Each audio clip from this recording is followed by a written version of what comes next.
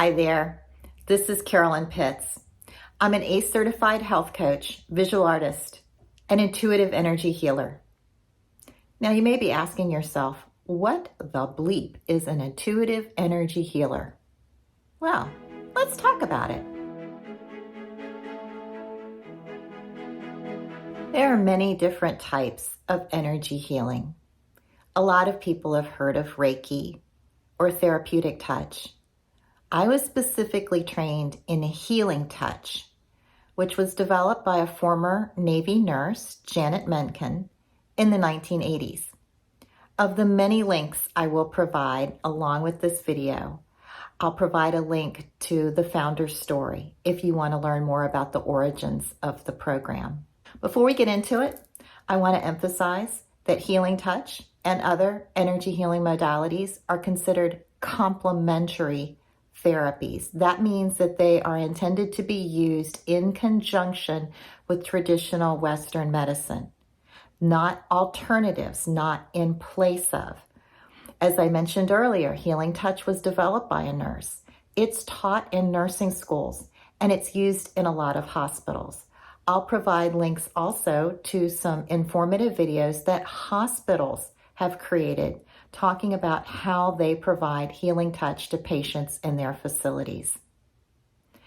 I also want to say that the term healer is a little misleading in my opinion, because I do not deliver healing to my clients.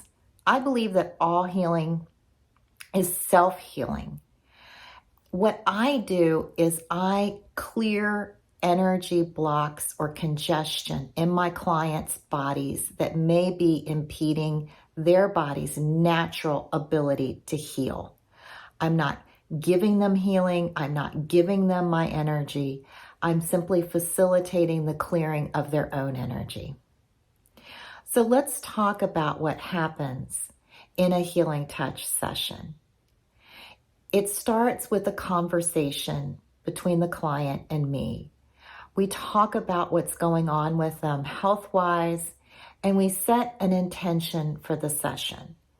Some of the things that I've worked on with clients can be preparation for an upcoming surgery, recovery from a surgery, often joint replacement surgery, chronic pain, autoimmune disease, difficulty sleeping, whatever is going on with them in their health and wellness journey, we'll pick something that we're going to focus on in the healing session. The second step is assessment. At this point, my client will move usually to the massage table.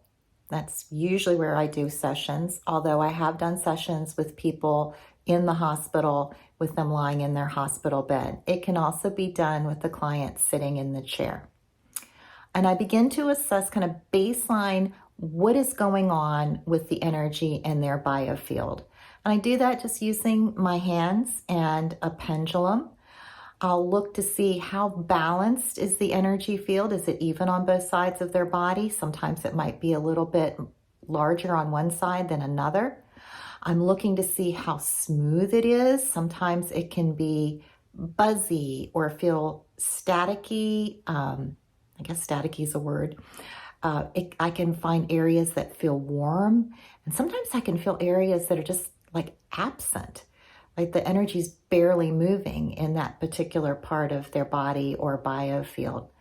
I also pay attention to the chakras, the major 7 chakras that most people are familiar with, and then also the energy centers in the joints, the elbows, the wrists, the hips, the knees, and the ankles. And I'm just looking for any place where the energy is not flowing as it should. At this point, the client is completely dressed. They remain completely dressed for the duration of the session, although it is recommended to wear comfortable clothing and remove your shoes. After the assessment, I prepare myself for the session. I ground and center myself. I bring my heart into coherence, and I attune with my client by putting my hands on their shoulders with the intention of our biofields merging. If you want to know more about heart coherence and how being coherent in your heart can raise the vibration for others, watch my video on What's Your Superpower? How to Be an Agent for Peace. The next step is the intervention step. And this can vary depending on what I picked up during the pre-assessment and also the intention that we've set for the session. There are a variety of techniques that are taught in Healing Touch to help get the energy smoothed out, drain away excess energy, and get the chakras all open and spinning in a clockwise direction. My hands, if they are on the client's body, are held still. There's no massaging going on. I may, with permission, touch the client in the area of the head, the shoulders, the arms, and the legs. But a lot of times my hands are off the client a few inches, working in the biofield. During this time, I'll play music at a healing frequency. I may coach the client to breathe deeply. I may talk to them about some techniques to help them to relax. I hold focus in my mind on the intention that we've set for the session. Sometimes new clients will ask me to explain what I'm doing during the intervention, which I'm happy to do. And I will usually do that until they fall asleep, which is very common during the intervention step. It's rare that people don't at least doze, and sometimes they'll go very deeply asleep. I believe it's because the body is integrating the energy flows and beginning to use those clearings to facilitate its own internal healing. After about 45 to 50 minutes, I will reassess the client's energy centers and biofield. Occasionally, I will find that there's an area that needs a little bit more attention, in which case I will administer additional interventions.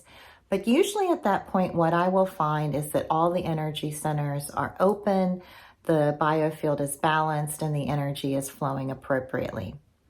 At that point, I then ground the client, reconnecting them to the energy of the earth.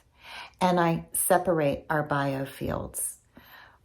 Usually at that point, the client, if they have been dozing or if they've fallen asleep, they will wake up. Although occasionally I have had clients continue to be in a very deep sleep even after the grounding, in which case I will just stand by the table to ensure their safety and wait for them to wake up. I feel if they're that deep asleep, there's some really deep healing going on, and I just need to allow space for that. Once my client is awake, we will share any observations or feedback from the session, and we'll schedule time to get together again. After the session, it's really important to hydrate, drink plenty of water, and to rest. I think it's good to schedule a session when you can take time afterwards to just rest and let the healing really absorb into your body. The process is basically the same for a remote session. We will usually begin with the conversation over the phone, set the intention, then disconnect the phone. The client will rest usually on their bed or in a recliner. They may be listening to music on their end during the time that I'm doing the assessment and the intervention and the post-assessment and grounding them. Afterwards, it varies. Sometimes I will call the client to let them know that the session is complete and we can do the feedback at that point. Or I've had clients that so frequently have the experience that they go into a very deep sleep that they don't want me to call them and wake them up. So they'll call me when they wake up and we can talk about it and schedule a follow-up session. If all this sounds too woo-woo for you, believe me, I get it. My introduction to Healing Touch came through a class that I took on parenting when my children were small. at the local hospital, which at the time was called the Medical College of Virginia. It's now Virginia Commonwealth University Hospital. The instructor for the class was a nurse who was trained in healing touch, and some of the techniques that she taught us to help our children calm themselves and regulate their emotions were based in healing touch. And I had such a profound experience in that class that I set the intention to learn more. I was practicing healing touch and participating in a free clinic that was offered through a local hospital when COVID happened. Now, because we were all a little anxious about being in the room together, and particularly since a lot of the people who would come to the free clinic had chronic health issues, the church decided that we would begin continuing the clinic, but doing it remotely. I was going to drop out. I didn't think that I could do a healing touch session remotely, but the other healers who participated in the clinic convinced me to try, and I'm so glad they did, because I found it works just the same, whether I'm in the room with the person in their biofield or whether we're connecting remotely. Now, it's common for people to wonder, especially if they haven't experienced energy healing firsthand, whether this isn't just all something that's happening in people's imaginations. They expect to feel better, so they think they do feel better. It's the placebo effect. Some observations I would offer for consideration. If it is the placebo effect, so what? If people feel better after an energy healing session or a massage or an acupuncture session, that's great. That was the whole point, for them to feel better. I'm also trained in healing touch for animals. So I do sessions with dogs and with cats, and you can see them relax. You can see the behaviors that they were exhibiting that prompted their owners to call me in the first place go away. And I don't think a dog or a cat is feeling better because they expected to feel better.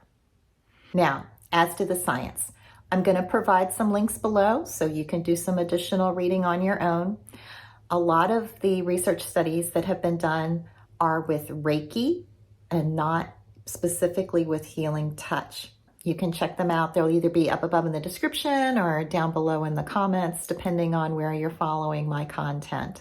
I'll also provide links to training opportunities for healing touch and healing touch for animals. This is not a skill that is some mysterious ability you're born with. This is a skill that anyone can learn. You just need the training and the practice, and I believe anyone can do this. If you want to keep up with my content, every week I am posting health and wellness tips to help you live an intentional life and be your best self. Go to intendwell.us and enter your email address to keep up with my content. And thanks so much for stopping by. Remember, the best things in life are intentional, so intend well.